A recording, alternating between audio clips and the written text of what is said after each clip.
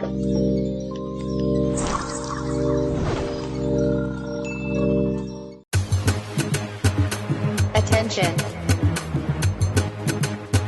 Beat by Whisper. I see no go tell. Whisper. Give me a body. Now me and you today. Oh. I no go tell anybody.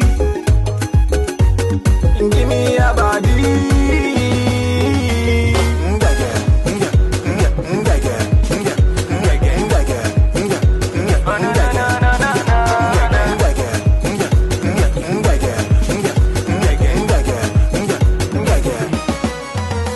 From Canada to Senegal, I never see this kind of girl. I can't go Bariga, maybe sugar girl. She fine, she cute. Oh lo lo lo, sugar lele, step back here, give me gege.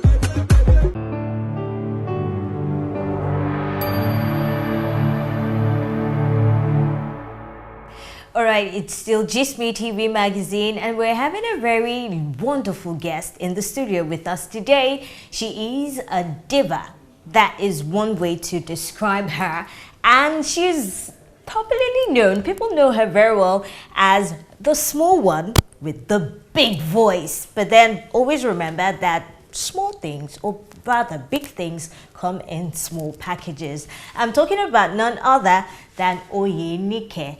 Laoye Oturu, whom you know for short as Nikki. We love the way you went to the Nikki. Yes, we had to take time out to call it and stress it because it's your name and it's a beautiful name too.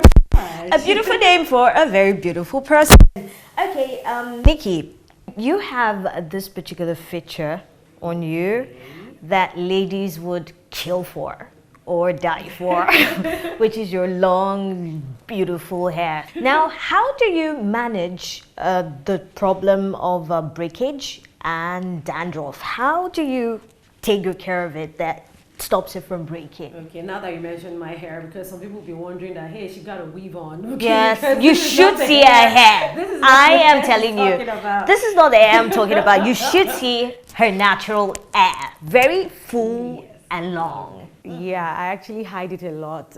You know, the weather here can be very humid, and at the end of the day, I get a lot of, you call it freezes a lot, let me put it that way. Okay. So, but the truth is, that's the major problem I have with it. That's why I wear a lot of weaves instead. And it's just once in a while I let it down.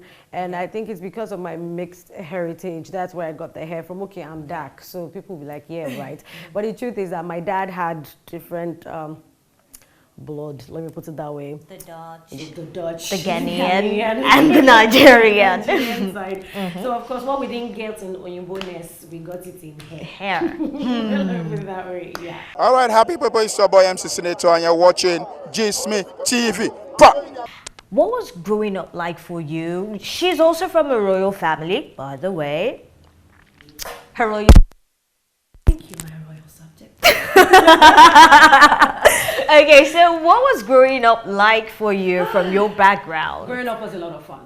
I come from this crazy family. I keep telling people that I believe my family is the best in the world. You can't find any like us. Sadly, we lost my dad like 3 years ago. Okay. And the truth is that growing up, you know, I was the only girl with 3 brothers, and my parents didn't know how to separate me from the boys. Okay. If they travel and they're buying maybe like jeans for all the boys, they will buy my own jeans. So I grew up as a tomboy. Okay. And I didn't really like wearing dresses. I loved to run, play video games with the boys. I used to be the girl that used to beat the guys in the area in Street Fighter.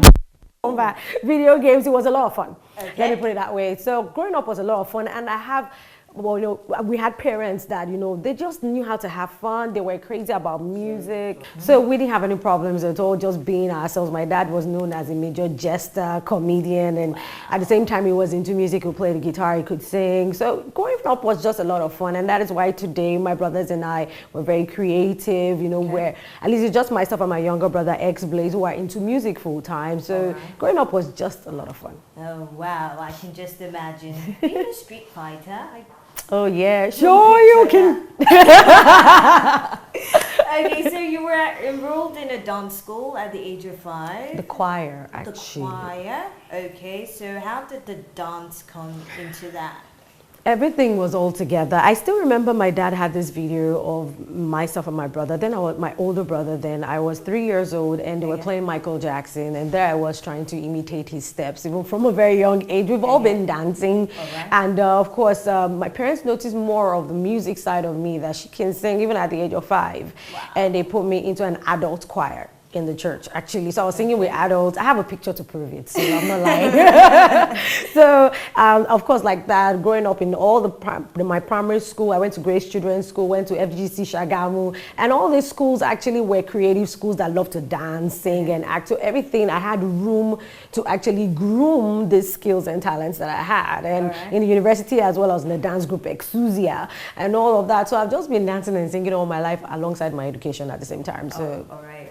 So while you were at Ibadan, you had this funny encounter with 2 other ladies in the hallway of your hostel that led to the creation of the group. Girl Soul knows my gist. Sisters. you know my gist. Of course I do. Okay. That led to the creation of Soul Sisters. Yes. The whole relationship and singing and everything until you had to go your separate ways.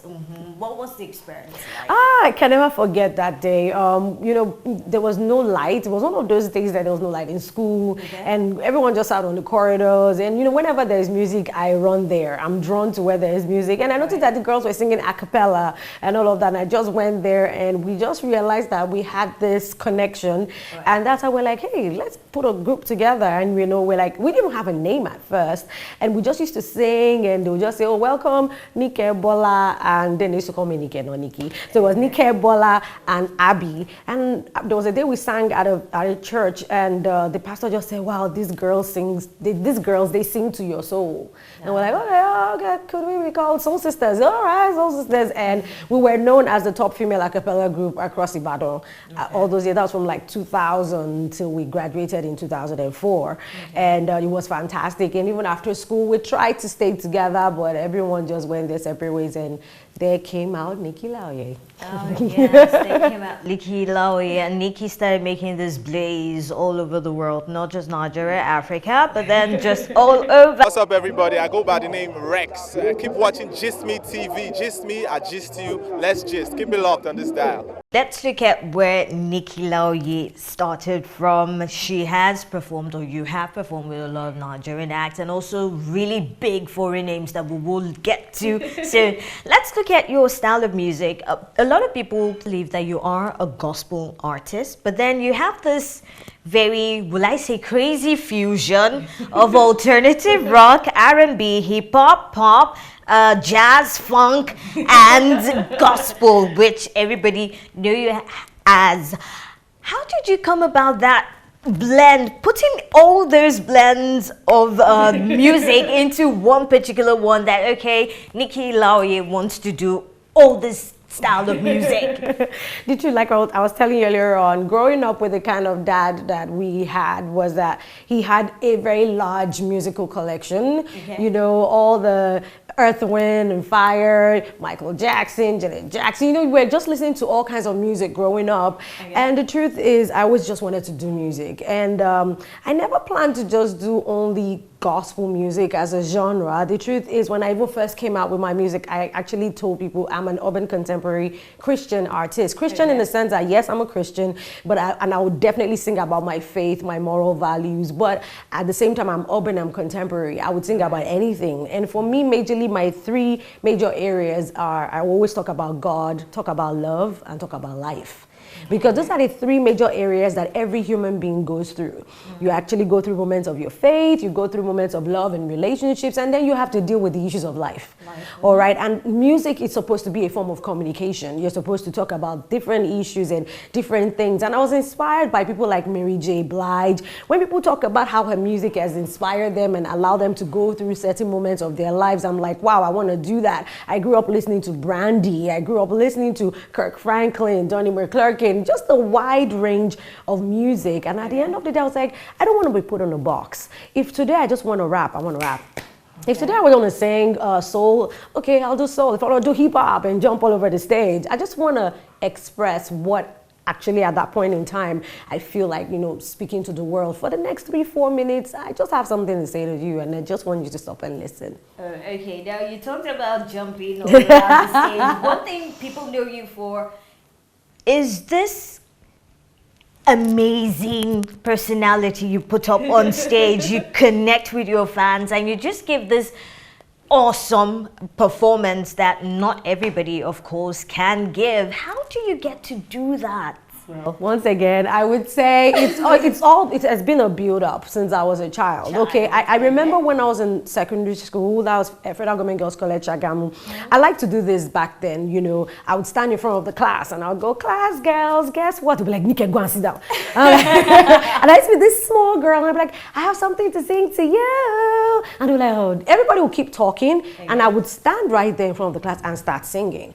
And the moment I start singing, the whole class would go quiet. And everyone is just listening to me, and I'm like, wow, I have a voice that makes everyone to stop and listen. And back in school, they used to call me radio.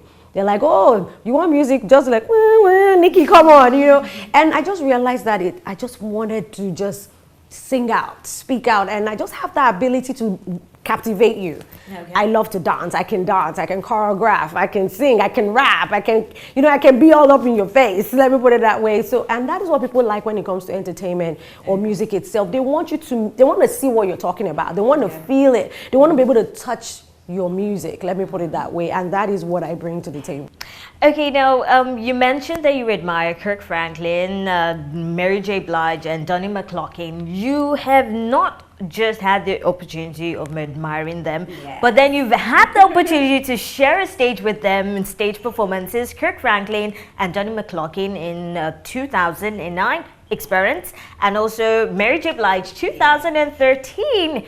How has the experience been, or how was the experience for you? Wow, I would like to. It was amazing. I remember in 2009 when for that particular experience, we even had the chance to, I had the chance rather to actually sit down with them. And I remember when after the conference that we had with all the artists and Kirk Franklin just there walking towards me, I just burst into tears. I burst into tears and he just held me, he hugged me, and he just there praying for me, because everyone kept telling me at the meeting that, see another version of you, she's a version of you right here in Nigeria. And he just came and hugged me and he prayed for me. I also spoke with Donnie McClurkin. Everything was just crazy. For Mary J. Blige, that was the Soul Sisters. Soul Sisters 2013. Yeah, 2013 contest. I didn't get to meet her one-on-one though.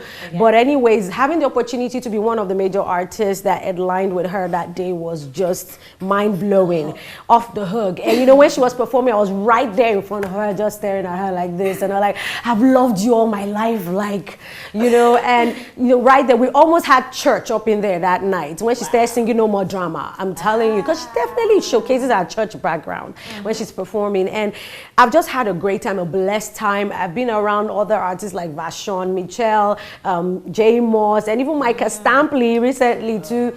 So it's just been a blessed time for me, and I thank God for that, for the opportunities to actually share the stage with these people that I grew up admiring. Okay, so aside from that, now you also have you are an OAP. You have this radio show, Girls Rock with Nikki Laoye, and also the New Bridge show on long time ago. Yes. How did you bring out, Nikki the singer, Nikki the OAP? How did you get to draw out Nikki the OAP? Ever since I was a child, even my parents used to think I would be a lawyer or something. I love to talk, I love to speak to people and all of that. So when the opportunity came, first of all, for the New Breeze show, it was actually on Silverbird for a season, and everybody thought I was working in Silverbird at that point in time, and that was in the early 2000s, and it was a lot of fun. I got the chance to interview. It's funny now that, we're now colleagues. Then I wasn't into music. I interviewed P Square, everyone at that point in time. And when I told them later on, they actually all laughed and like, wow.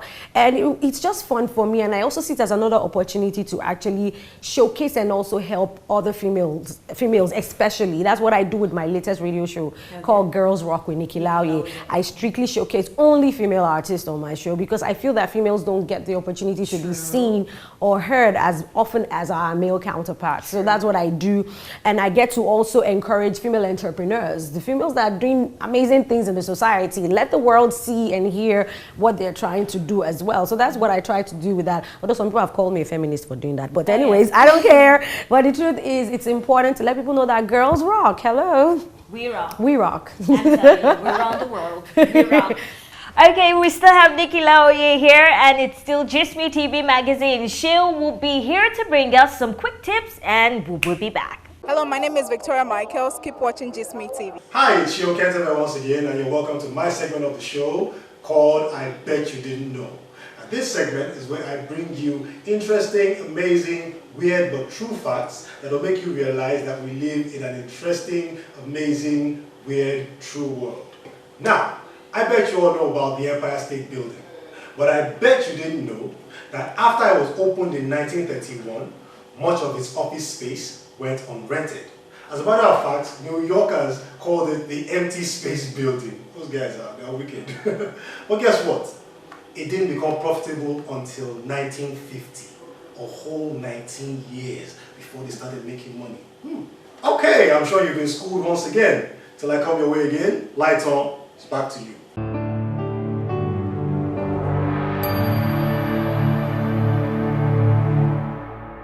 All right, thank you, Shio, for that very interesting fact. It's still Just Me TV magazine, and we still have the delicious Nikki Laoye in the building.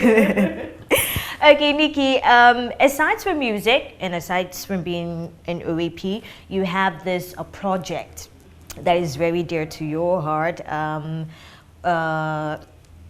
Something for Life. Angel for Life. Oh, yeah. Thank you very much. Angel for Life. And due to this, you actually got a recognition from the Southwest for the Nigerian National Commission for Migrants, Internally Displaced Persons and everything. How did you decide you wanted to work on this project? Okay, Angel for Life Foundation has been a project for me ever since I was a child. I've always loved to look out for people that can't help themselves, let me put it that way. So I kicked off the foundation in 2010, and majorly we work with people with disabilities because I found out there are a lot of amazing young people out there, but maybe because they're disabled in one way or the other, they can't get things done. And this was put more into my front view when I did my very first single. I never felt this way before with Kobams. Everybody knows Kobams is visually impaired, and he happened to be my neighbor.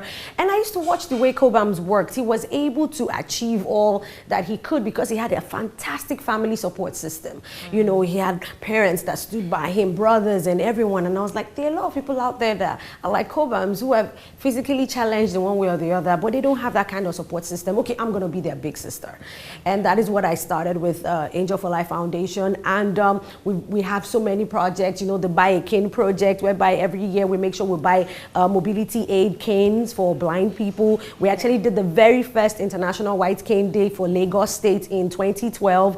And we also have, there's a new project now that I've named after my father. It's called the Isaac Olushola Educational Project for the disabled, whereby we ensure they go to school. We actually have our very first candidate under this right now. Her whole education has been paid for till she finishes the university. She's physically challenged, but she's very good at making beads and all this kind of stuff. So we realize that there are a lot of young people like this out there that just need that extra support. And our second beneficiary right now, Sarah, she needs transportation just to even get to school. She's on a wheelchair, and she's always had to ride her wheelchair over a canal every morning to school. And when she told me, I said, girlfriend, let me know how much it will cost to get you to school and back every day. And now we ensure that she gets to school safely every day. So things like that. But recently, like you actually mentioned, I was noticed by the NCFRMI.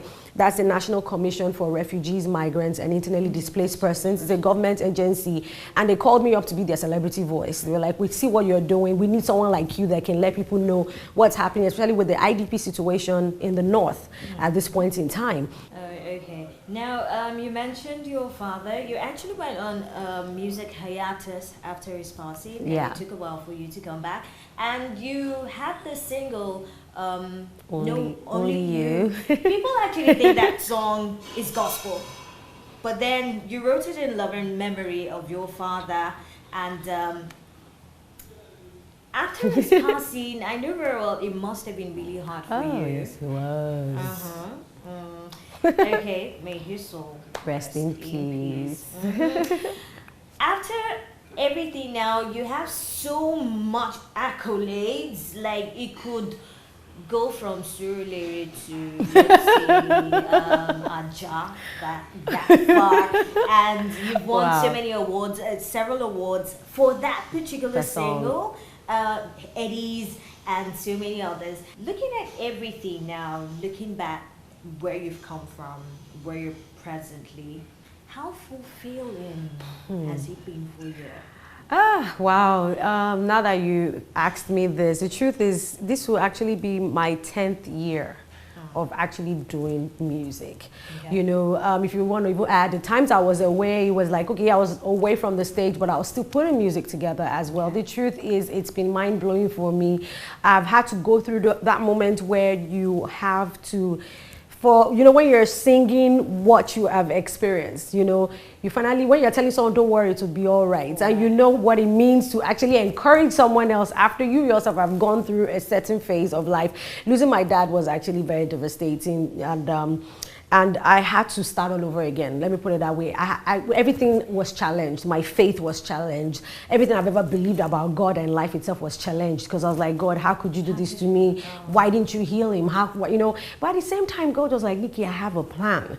Because at the end of the day, I've come to find out from what Pastor Adeboye said. I saw it somewhere. He said, God would only allow what he would use. Because at that point in time, I was like, God, what? He was like, I would allow what I would use. The truth was, my dad had to go and rest. He had gone through a lot medically, and he just needed to go and rest. And I understood that, you know. And at the end of the day, when I released Only You, a friend of mine actually sat with me at those times to write that song. My very good friend Nelson, he was one that God sent that song through, and we co-wrote it together and all. And when that song came out, as in, I remember that day I trended all over Twitter. People were tweeting back at me that this song, oh gosh, it has healed me. You don't know what this song is doing for me. And I was there at home bawling and crying like a baby, because I was like, you people would have no idea where this song is coming from. And the truth is that when the nominations started pouring in Headies 2013, I was nominated against Waje, Niola, Sheishe. And that night when they say, and the winner is Nikki Laoye, you know, some other people would have jumped up. I started crying from my chair. I started crying from my chair because I'd actually told God I wanted a memorial for my dad. I said, God, please let me win this award. I just want to have a memorial that everything I went through was not in vain. And when I got up on stage, I was just crying and all of that. And I just thank God for everything that's happened after that. I've been given awards even in the UK, Best Female African Gospel Artist in Africa. I won the Afrima also in December for the Best Inspirational Artist in the whole of Africa. You know, and I thank God just for this song, this same song. And I'm like, Daddy, I know you're watching over me. I know definitely you have great plans in store for me, and I know the lives that I have been able to touch just by that song, people that have lost their own dads as well, or lost a loved one, and I've been able to encourage them. So I do thank God for everything that I have come through and where I am right now. I'm a stronger woman now, thanks to my loving husband, who's also always right by my side to hold my hand. So I've gone through a lot, and right now I just came out with even a full album. Called the 123 Project. Finally put all the songs from that time till now, all the songs I'd ever released, and just put them in one album. Okay, what is your favorite Nigerian music right now? What Nigerian song do you love? What Nigerian song do I love right now? I'm sorry, I'm partial. I love my own song right now. My latest single, African Dance. Okay, Nikki Laoye here is being partial. She asked for her own song, African Dance. The video coming up right about now.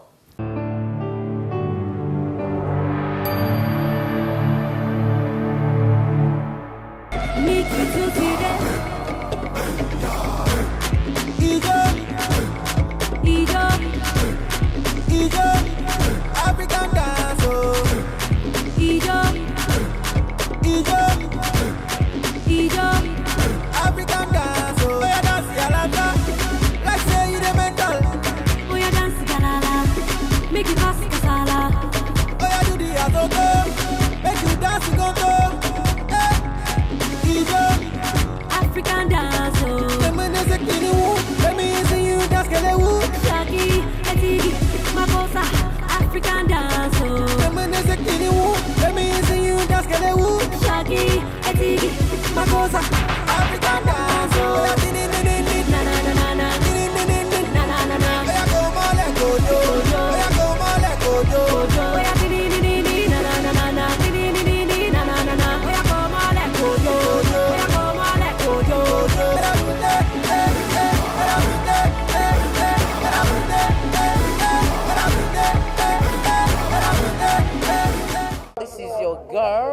Laoye Bakari, and you keep watching Just Me. I love it, and I'm sure you love it too. Keep watching.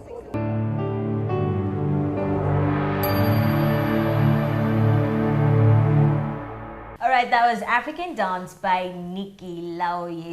You've done so much, and I know very well you still have so much to give.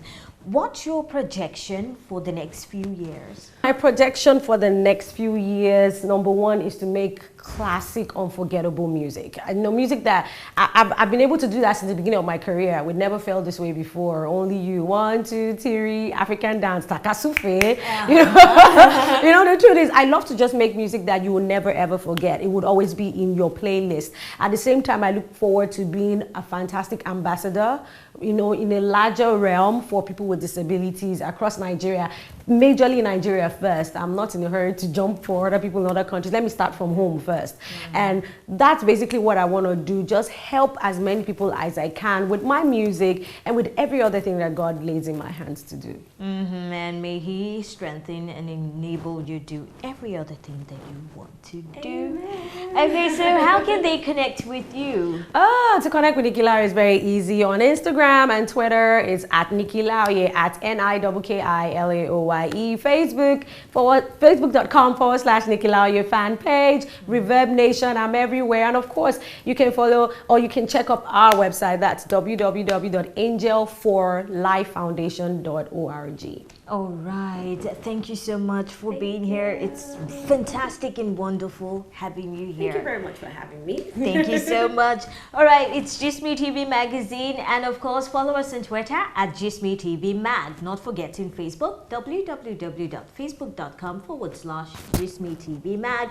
And also check out our blog, www.justmetvmagazine.blogspot.com. Thank you so much for joining us. What up, it's your girl DJ Lambo, Nigeria's foremost female DJ. You're checking out Just Me TV. Keep keeping it locked. Give me a body. Now me and you today.